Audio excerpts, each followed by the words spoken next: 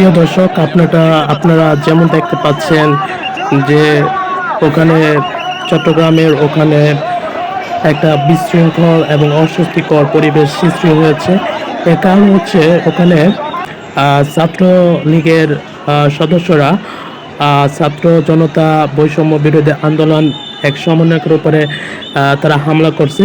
এজন্য ওখানে সমস্ত চট্টগ্রামের যে ছাত্র বৈষম্য ছাত্র বিরোধী আন্দোলনের যে সদস্যগুলো আছে, যারা এতদিন ধরে আন্দোলনে নেতৃত্ব দিচ্ছিলেন এবং আন্দোলন যোগদান করছিলেন, তারা সবাই একসাথে এসে সেখানে জড়ো হয়েছে এবং তাকে তাকে ধরার জন্য বা তাকে শাস্তি দেওয়ার জন্য তারা সেখানে একটা ভুয়া ভুয়া স্লোগানে চট্টগ্রামকে উচ্চ ধ্বনিতে পদধ্বনিত করতেছে এবং তারা সেই সাথে সেখানে আইন শৃঙ্খলা বাহিনী বা সেনাবাহিনী সেখানে উপস্থিত আছেন এবং তারা তাদের সেই উত্ত্যক্তকারীদের বা যারা বৈষম্য ছাত্র আন্দোলনের পক্ষে যারা ওই হামলাকারীকে যারা ধরার জন্য বা হামলাকারীকে যারা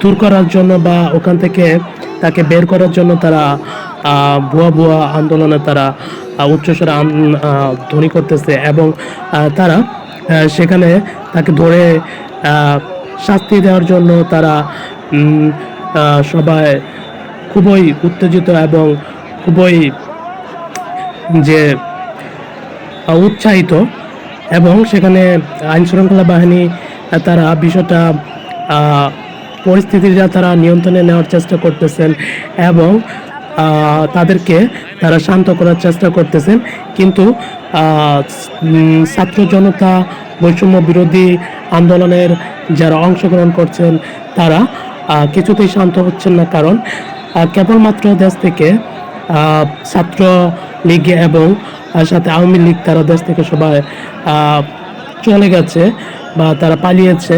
এই সময় যেখানে ছাত্রদের জয় জয়কার, যেখানে ছাত্ররা সমস্ত বাংলাকে তারা নেতৃত্ব দেওয়ার জন্য বা তারা রিপ্রেজেন্ট করার জন্য তারা প্রস্তুত নিচ্ছে, সেই সময় আতঙ্কিত বা হঠাৎ করে সমন্বয়কের উপরে হামলা করছে, এটা তারা মেনে নিতে পারেনি। তো এই জন্য তারা সেখানে ভুয়া ভুয়া আন্দোলনের প্রতিদ্বন্দ্বী হচ্ছে সবাই একত্রিত হয়েছে এবং তারা সবাই সেটাকে প্রতিরোধ করার চেষ্টা করতেছে এবং যাতে করে তারা অন্য কোনো বৈষম্য বিরোধী ছাত্র জনতা বা ছাত্র সমন্বয়কে আক্রমণ করতে না পারে কোনোভাবে কোনো সময়। এই জন্য তারা সবাই জড়ো হয়ে সেই আক্রমণকারীকে তারা ধরার জন্য এবং তাকে উপযুক্ত শাস্তি দেওয়ার জন্য তারা খুবই উত্তেজিত। তো সেই মুহূর্তে আপনারা দেখতে পাচ্ছেন যে আইন শৃঙ্খলা বাহিনী তারা তাদেরকে শান্ত করার জন্য এবং অবস্থাটা শৃঙ্খল করার জন্য যথেষ্ট চেষ্টা করতেছে এবং তারা সেটা নিয়ন্ত্রণ রাখতেছে এবং ছাত্ররা খুবই উত্তেজিত এবং তারা খুবই উত্তেজিত, খুবই রাগান্বিত। কারণ কেন তারা এই সময়টার পরিস্থিতিটা যখনই বাংলাদেশের ছাত্রদের কন্ট্রোলে, সেই সময় কেন তারা তাদের উপর হামলা করলো, তাদের এত বড় সাহস হয় কীভাবে? তো এই জন্য তারা খুবই রাগান্বিত। তো আপনারা সব কিছু দেখতে পাচ্ছেন এবং এই মুহূর্তে দেশের যে পরিস্থিতি সেটা তাদের সমন্বয়কে আক্রমণ করাটা কতটা ঠিক হয়েছে, কতটা যৌক্তিক হয়েছে, সেটা আপনারা কমেন্টে জানাবেন। এবং পাশাপাশি আমার চ্যানেলটা ভালো লাগলে বা ভিডিওটা ভালো লাগলে আপনারা লাইক করবেন এবং আমার চ্যানেলটা সাবস্ক্রাইব করে রাখবেন এরকম ভিডিও পাওয়ার জন্য।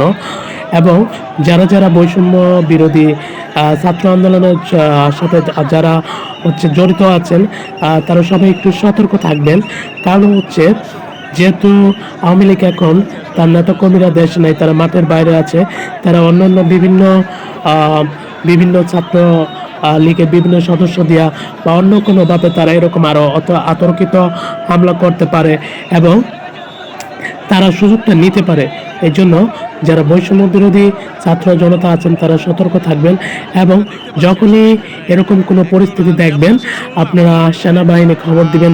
আপনারা নিজেদের হাতে আইন তুলে নেবেন না, আপনারা প্রয়োজন হলে তাদেরকে আটকে রাখবেন এবং তাদেরকে ধরে বেঁধে রাখবেন, এবং পরবর্তীতে আপনারা সেটা পুলিশ অথবা র্যাব তাদের হাতে আপনারা হস্তান্তর করে দিবেন। কিন্তু আপনাদের কাছে রিকোয়েস্ট হলো আপনারা কখনো আইন হাতে তুলে নেবেন না।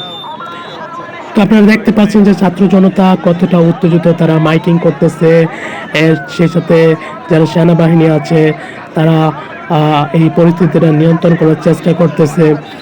তারা আশা করি তারা এই অবস্থাটা তারা নিয়ন্ত্রণ করতে পারবেন এবং তারা পরিস্থিতিটা সামলে নিতে পারবেন।